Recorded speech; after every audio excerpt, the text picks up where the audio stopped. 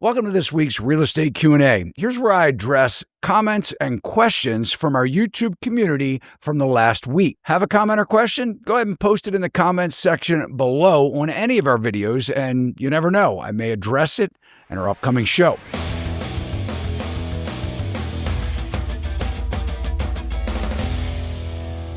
Well, before we get started, let's talk about those mortgage interest rates that everyone thought would be back in the 4% range by now. Though mortgage rates are dependent on many factors like your credit score, today's mortgage rates are somewhere in the low 6% range for a 30-year fixed-rate conventional mortgage. So with today's mortgage rates, you may be asking, how much income would you need to make, and what portion of that would you have to spend of your income to afford a median-priced home?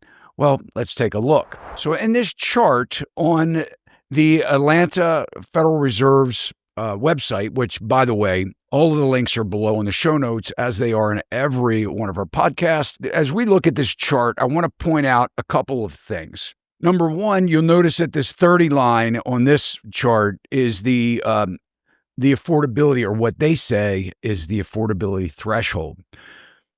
But I want to caution you as we look at this, because as you see in the gold sections to the left and to the right, this goes back to 2005. So we'll start here.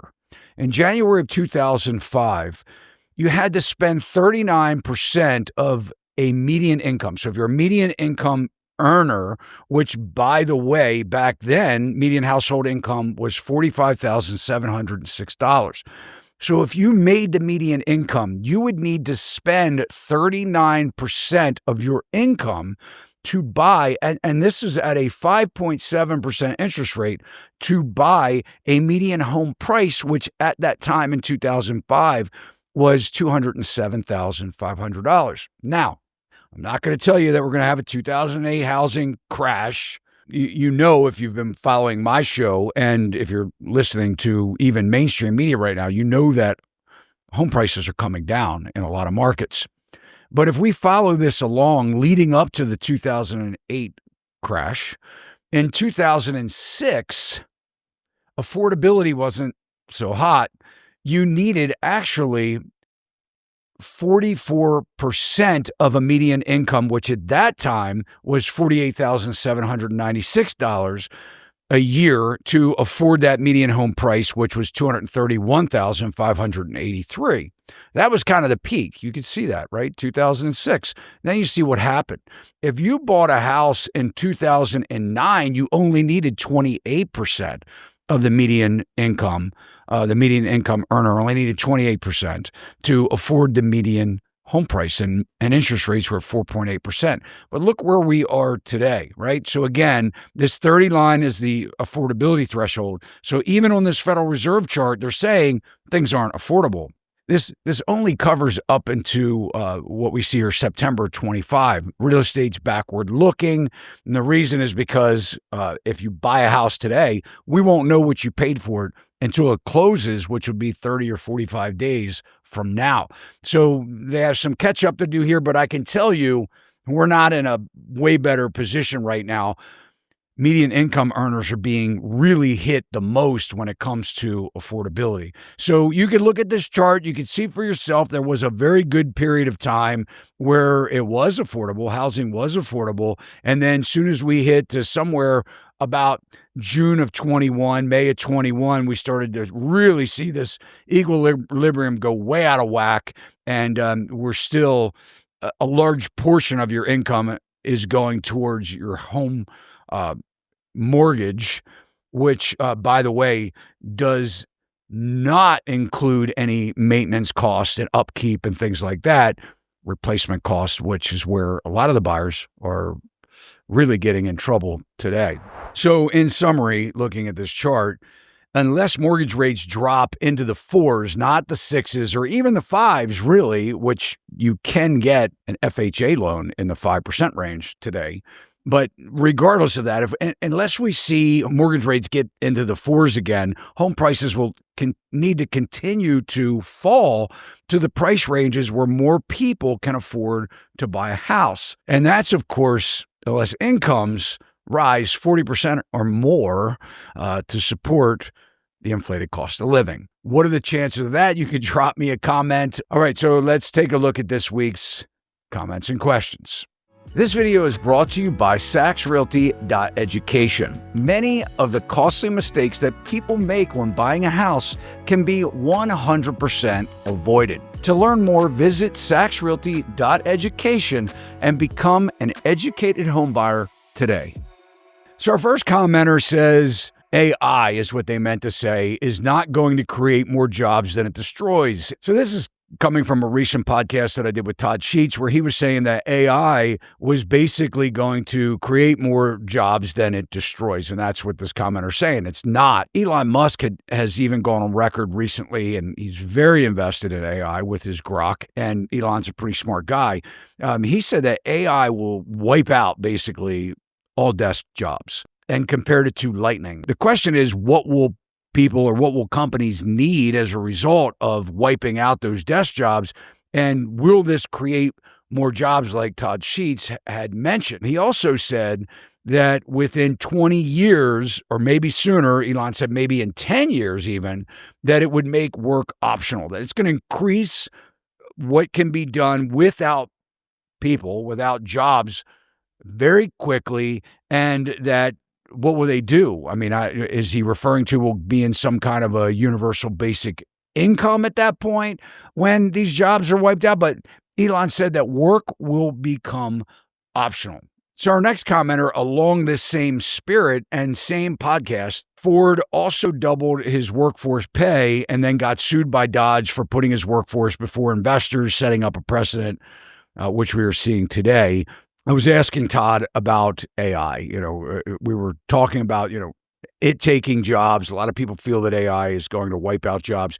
And he was saying, no, this is like the Industrial Revolution. And what Caitlin's saying here is that companies today are not concerned about people making more money.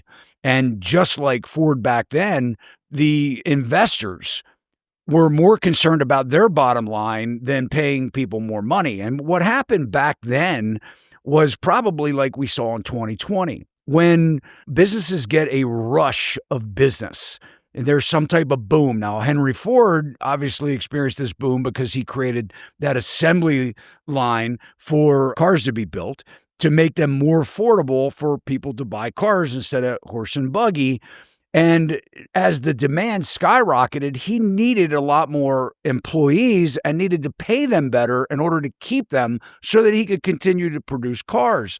So I get it. Back then, Ford probably did pay a premium in that boom period until something else caught up, like offshoring. Well, we experienced that in 2020. Businesses were so busy and they needed employees so badly that they were giving sign-on bonuses, hiring people because they needed people in order to capitalize on the boom. But what I think we're going to see is just like in Ford's day, what happened? Well, he covered that need as the boom was happening. And he paid people more money and he hired more employees until he was able to get caught up to a point where he realized where if he offshored his labor force, that he could save a lot more money. So that had a negative impact on the U.S. car manufacturing business as far as a labor staff, as far as paying them more money. So I think what we're going to see is that AI, we may see that boom where companies are trying to figure out and employ positions until they get to a point to where they realize we can eliminate these jobs and just never hire it back again. I'm not as bullish on AI. I think it's in a bubble right now. And I think that it is going to take a lot of jobs more than it creates. Our next commenter says here's a novel solution. Existing homeowners need to recalibrate their perceived home value to expect offers using home values calculated between June through September of 2021. Home buyers stick to their values between the above period and adjust as you see fit. New construction will have to reevaluate its value based off these new norms. Now, just take a look at what's happened over the last 5 years. I do think that home sellers absolutely need to recalibrate. What I'm seeing is that homes that are priced right, that are in move-in condition, meaning they've been updated, they're freshly painted, new flooring. This inventory is highly desired and is moving rather quickly. The problem is that home sellers are still stuck in this warped period where they could literally sell their houses for top dollar without fixing anything. They've lived with things being broken, outdated kitchens, bathrooms, and they were still able to sell it in hours. That's gone.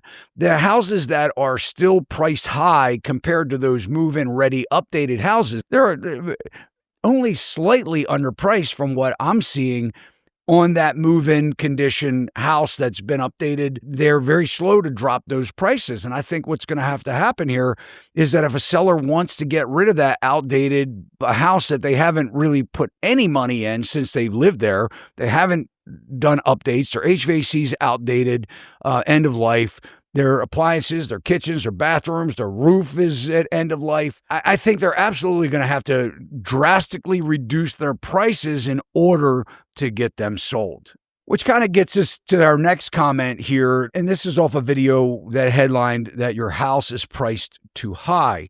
And that's why it's not selling. The comment says, "You tell me my house is priced too high. The money you want to pay me is worth less this year than it was last year. Next year, it'd be worth even less," referring to inflation. The house is real, a real asset. The money is fake. I hear you loud and clear. However, in the beginning of this video, I showed you how mortgage rates and incomes restrict buyers' ability to pay certain prices for home inventory, regardless of what you think your house is worth, by it being real.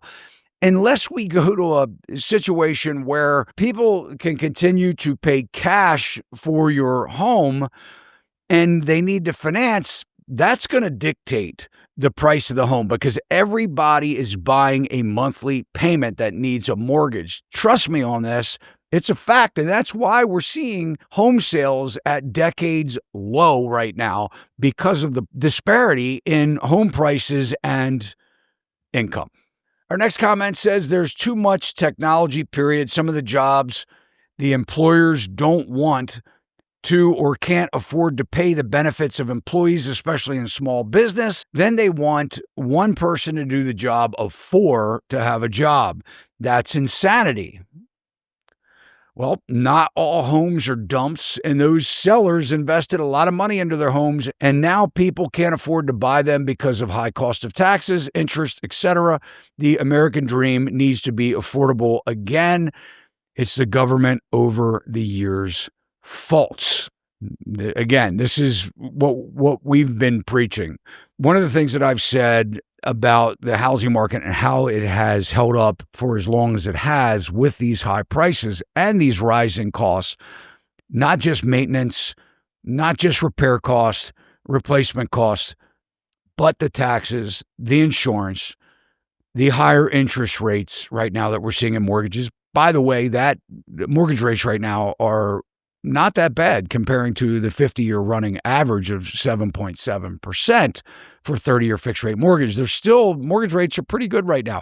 It's everything else that inflation has caused for various reasons that are making these houses unaffordable. And again, I think that the technology, as we start seeing companies deploying this technology, we will see more job loss, and we're going to see the divide of the haves and have-nots.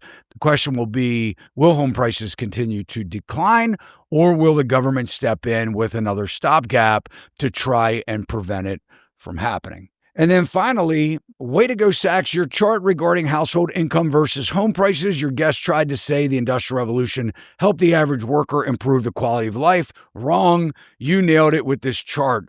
And I want to pull the chart up here. My pushback with Todd Sheets was he was saying that workforce production increased and so did salaries through the years.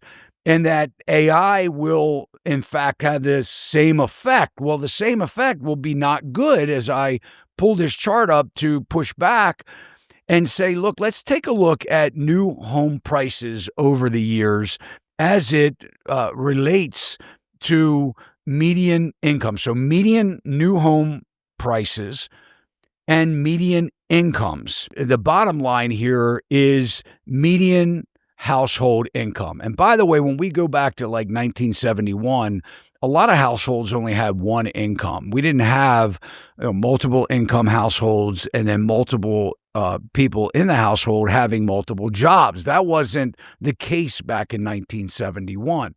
But when Nixon took us off the gold standard, you can see this bottom line was median household income. The top line is the median price of new homes.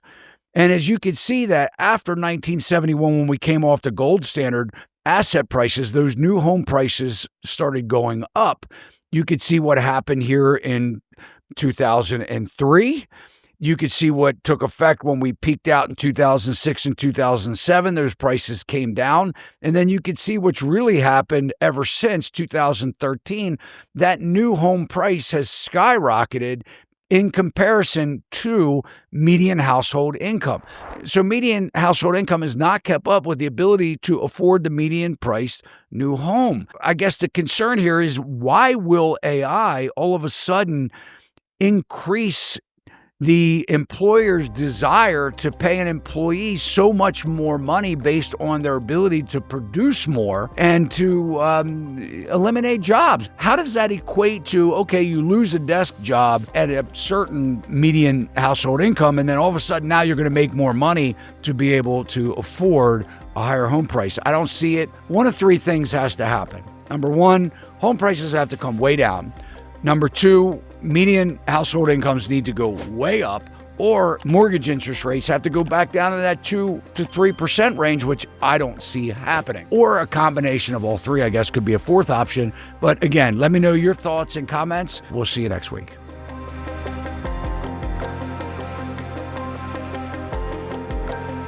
Sachs Realty, Maryland broker number 607720, office number 443-318-4514, equal housing opportunity.